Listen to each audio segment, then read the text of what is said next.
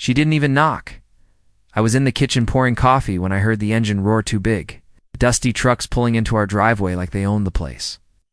By the time I got to the window, Karen had already stepped out, waving her little clipboard like a sword. She didn't see me, but Grandpa did see her. He was sitting on the porch, calm as ever, hat tilted low, toothpick in his mouth. He watched her walk past him like he was invisible. Two of her buddies, some contractor-looking guys, backed the truck straight into our garage. Our garage, not a word of permission, not a text, not a note. Karen shouted toward the porch without even facing us. "It's HOA business, sir. Temporary storage, you'll be compensated." Grandpa didn't move. He just took the toothpick out of his mouth and whispered, "She thinks this is her land." I walked outside, already feeling the heat rise not from the sun, from my blood. "You don't get to park in our garage, Karen." She smiled like I was a confused child. "This structure is within the HOA zone, and as the acting president, I've approved its use for materials drop-off." I blinked. Materials for what? She didn't answer me, just snapped her fingers, and the men started unloading boxes, pipes, wires, tiles, piling them inside. Our garage like we were a storage unit. That's when Grandpa stood up. He didn't raise his voice, didn't threaten, just walked down the steps, slow and steady, like something old waking up. "You done parking in my space?" he asked the driver. The man shrugged. "She said it's legal." Karen cut in. "It is, and if you interfere, I'll file a complaint. I have board approval." Grandpa looked right at her. "You ever hear about the time I had a trespasser cuffed to a tree for 4 hours till the sheriff came?" Karen froze for a second, then laughed nervously. "You wouldn't dare." Grandpa nodded. "You're right. This time I'll shut the whole door instead." Before she could reply, he turned and walked into the side of the garage. Hit a button and the steel roll-up door slammed down with a bang that echoed down the street. Karen's voice cracked. "Hey, my guys are still in there." He locked the side handle. Deadbolt. Then calmly pulled out his phone. "I'm calling the cops," she said, fumbling for hers.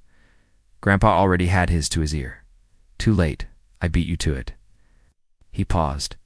"Yes, officer. I've got 2 unknown men in my garage, invited on a woman, claiming she runs the place." Karen's face turned red. She banged on the locked door. "They're working for me. I authorized this." He didn't even look at her, just added ... and I think she's impersonating a government official. She stopped shouting, just stared at him, eyes wide, like she suddenly remembered something important, something about Grandpa she'd forgotten, or maybe something she never knew. "Let's see if you're still in charge once the real badges get here."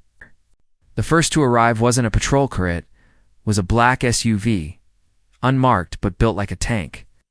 It pulled up slow, like whoever was inside didn't need to rush, because they already owned the moment. Karen stepped back fast, smoothing her shirt, fixing her hair like she'd just remembered what professionalism looked like. "Oh, finally," she muttered. "Must be city code enforcement.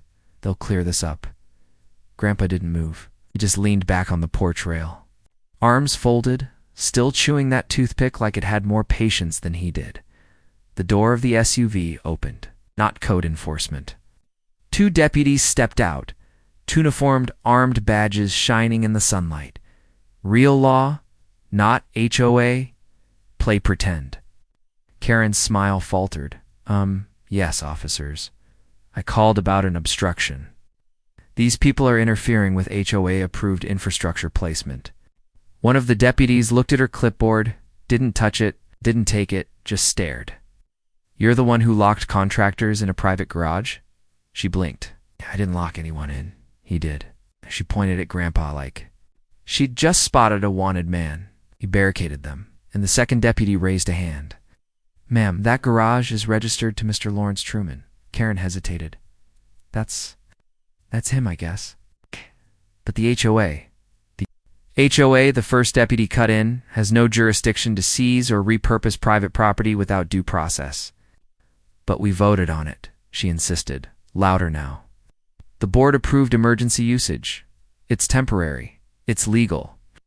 Grandpa finally spoke. "You voted with 2 of your cousins in your backyard. It ain't a board. It's a barbecue." Karen's mouth fell open. I have documents. Deputy number 2 glanced at her, then pulled a folded printout from his pocket. You mean these ones? The ones we got flagged this morning? Fake HOA seal, forged zoning permissions, signatures from 3 people who don't live here anymore. Karen didn't respond. She just stood there, still quiet. Because, suddenly, she knew this wasn't going the way she planned. Inside the garage, one of her contractors banged once on the metal from the inside. Ma'am, can we come out now? The deputy turned. We'll handle that. He looked. At Grandpa, you want to press charges? Grandpa didn't answer right away. Just looked Karen in the eye. No smile. No heat. Just that quiet weight of someone who'd seen 100 Karens before. I want her to explain how exactly she got the keys to my garage. Karen's skin drained pale. And just like that, she stopped pretending. No more legal lingo. Number. More fake calm. Just eyes darting left to right like maybe, just maybe, there was still a way out. She didn't know. The real storm hadn't even started yet. The silence didn't last. Karen's phone rang sharp and sudden, like it was trying to cut through the moment. She jumped and yanked it from her pocket, glanced at the screen, didn't answer. Grandpa stepped off the porch, slow and steady, walking right up to the deputies. Y'all check if that truck's stolen, 'cause I sure as hell didn't give anyone permission to drive it into my garage. Deputy number 1 nodded, already running the plates. Karen finally snapped, her voice higher now. This is harassment. You're all ganging up on me because I'm trying to improve this neighborhood. The second deputy turned. Ma'am, where did you get the garage access code? I didn't need one, she said quickly. The side door was unlocked. Grandpa shook his head. No, it wasn't. That's when it clicked. She realized she'd just admitted something she shouldn't have. Her lips parted, but nothing. Came out. Look, she tried again, voice shaky now. I was told this was temporary use. By someone on the regional board. Both deputies glanced at each other. Who? She stammered. Just someone. You wouldn't know them. The garage door rattled from the inside again. One of the contractors called out, It's hot. In here? Karen spun toward them. Just stay calm. I'm handling it. She wasn't. Grandpa's phone buzzed. He glanced at the screen, then held it out toward the deputy. You might want to see this, he said. The deputy read for a second, then whistled low under his breath. Well, that's new. Karen leaned in, trying to peek. What is it? The deputy looked her dead in the eye. A digital warrant just came through. You're under investigation for property fraud, impersonation, and illegal access.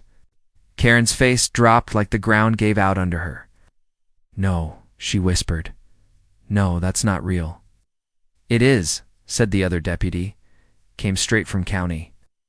And guess who signed the complaint? He turned the phone so she could see. Name on the report? Call. Lawrence Truman. Retired U.S. military, legal advisor, county task force. Karen stared at it, then at Grandpa. Your call, Truman. He didn't answer. Didn't need to. Karen started shaking her head, slowly backing away like her legs weren't even sure where to go. That's when the sound hit. Another vehicle pulling in. Not a police car. Worse, it was code enforcement this time, and they weren't here to back her up.